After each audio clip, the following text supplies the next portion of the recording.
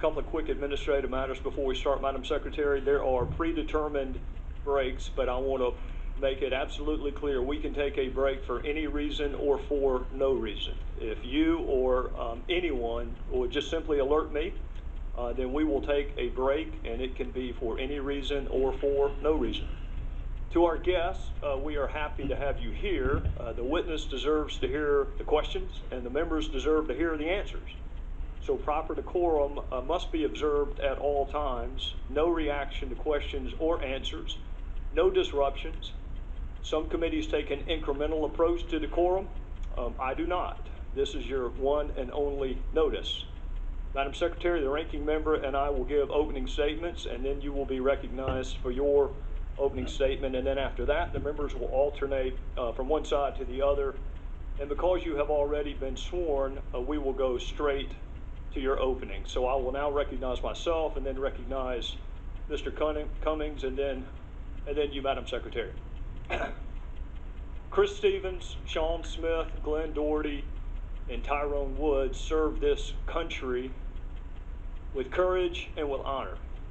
And they were killed under circumstances that most of us could never imagine.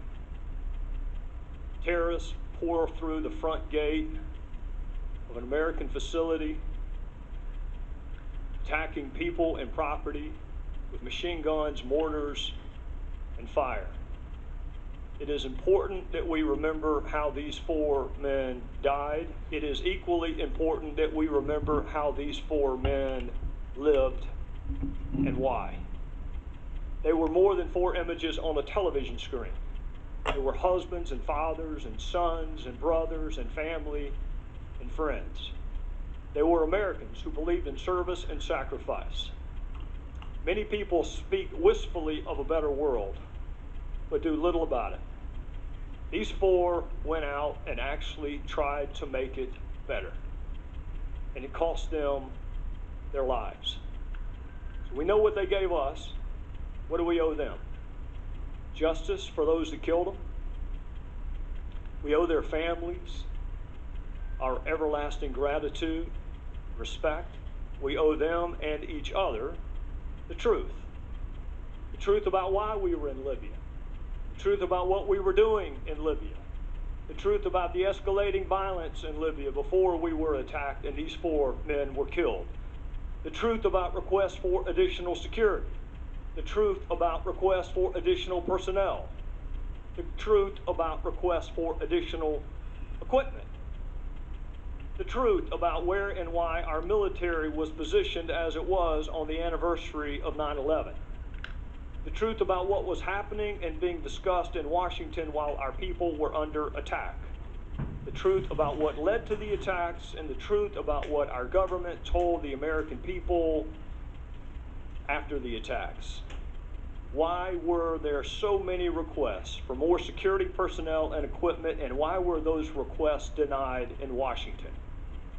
Why did the State Department, compound and facility, not even come close to meeting proper security specifications? What policies were we pursuing in Libya that required a physical presence in spite of the escalating violence? Who in Washington was aware of the escalating violence? What precautions, if any, were taken on the anniversary of 9/11? What happened in Washington after the first attack, and what was our response to that attack? What did the military do or not do? What did our leaders in Washington do or not do, and when? Why was the American public given such divergent accounts of what caused these attacks? And why is it so hard to get information from the very government these 4 men represented, served, and sacrificed for? Even after an accountability review board and a half-dozen congressional investigations, these and other questions still lingered. And these questions lingered because previous investigations were not thorough.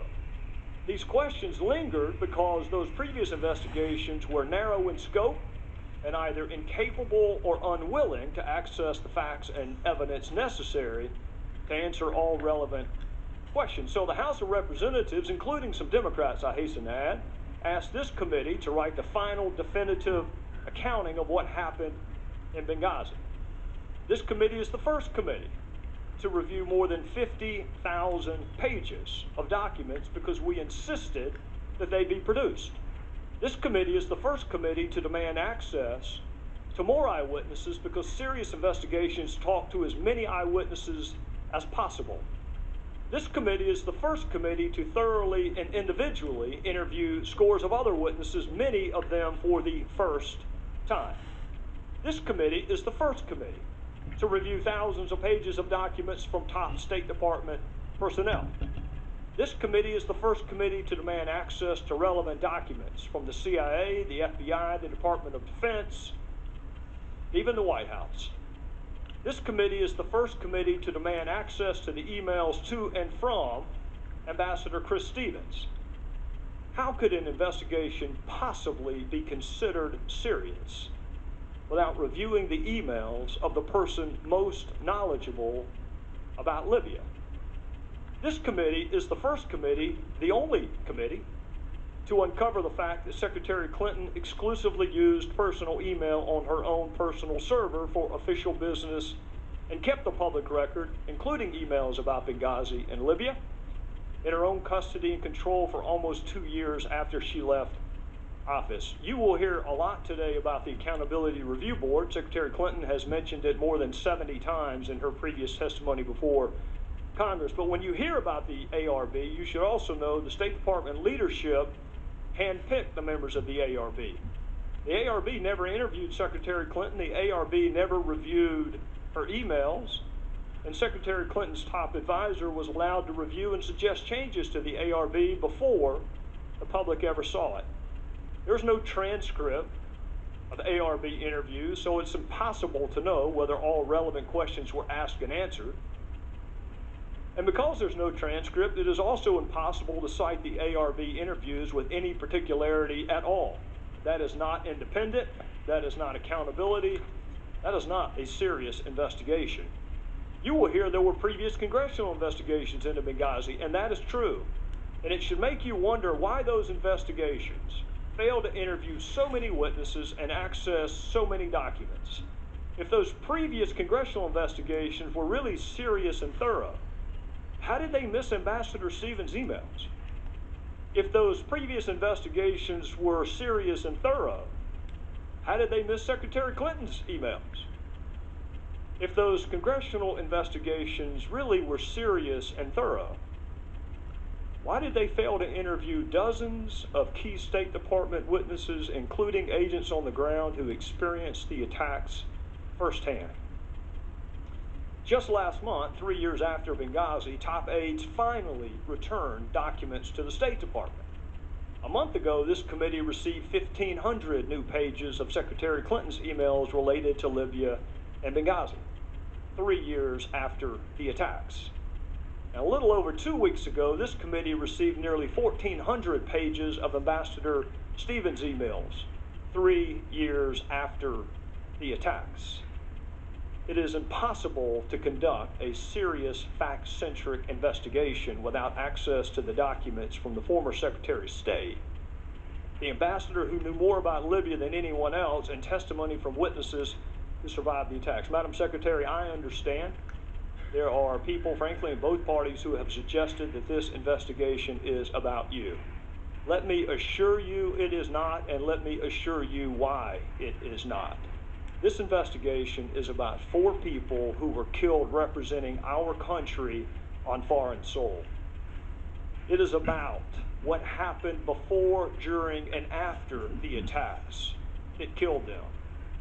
It is about what this country owes to those who risked their lives to serve it.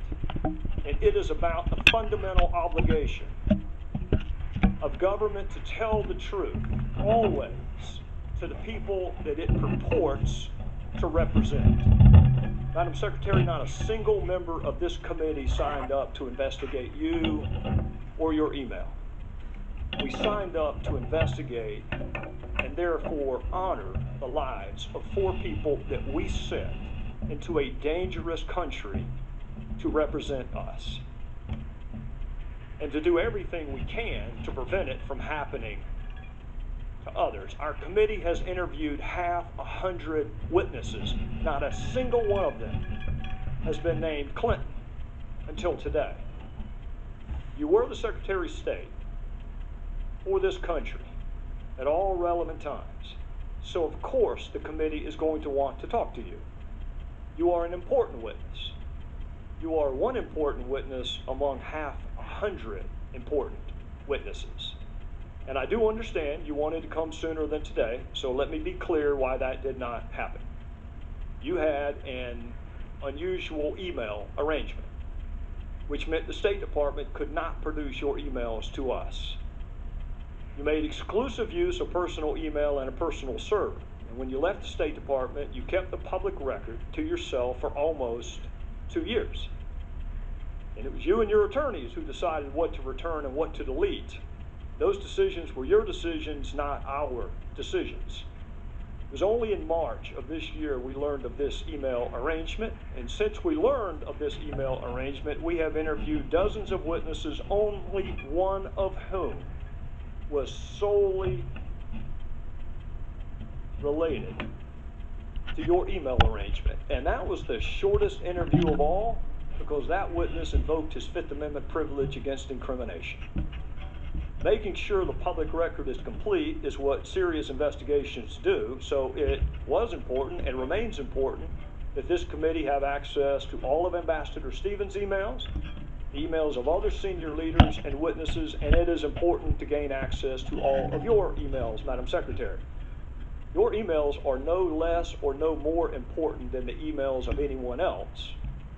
It just took us a little bit longer to get them, and it garnered a little more attention in the process.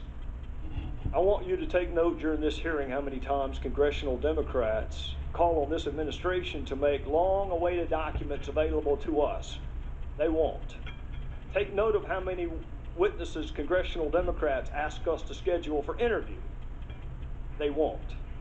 We would be much closer to finding out what happened and writing the final definitive report if Democrats on this committee had helped us just a little bit pursue the facts. But if the Democrats on this committee had their way, dozens of witnesses never would have been interviewed.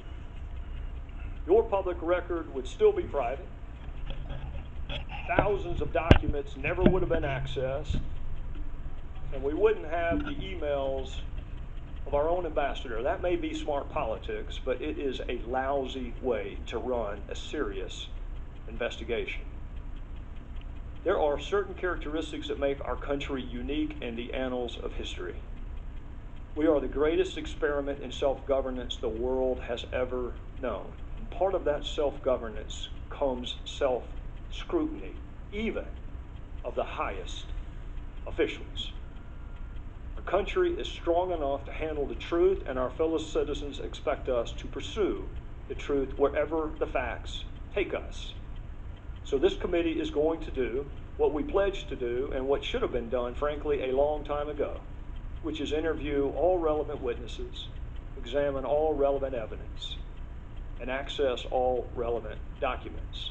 And we're going to pursue the truth in a manner worthy of the memory of the 4 people who lost their lives and worthy of the respect of our fellow citizens. And we are going to write that final definitive accounting of what happened in Benghazi. And we would like to do it with your help and the help of our Democrat colleagues, but make no mistake, we are going to do it nonetheless. Because understanding what happened in Benghazi goes to the heart of who we are as a country and the promises we make to those that we send into harm's way. They deserve the truth. They deserve the whole truth. They deserve nothing but the truth. The people we work for deserve the truth. The friends and family of the 4 who lost their lives deserve the truth. We're going to find the truth because there is no statute of limitations on the truth. And with that, I would recognize my friend from Maryland.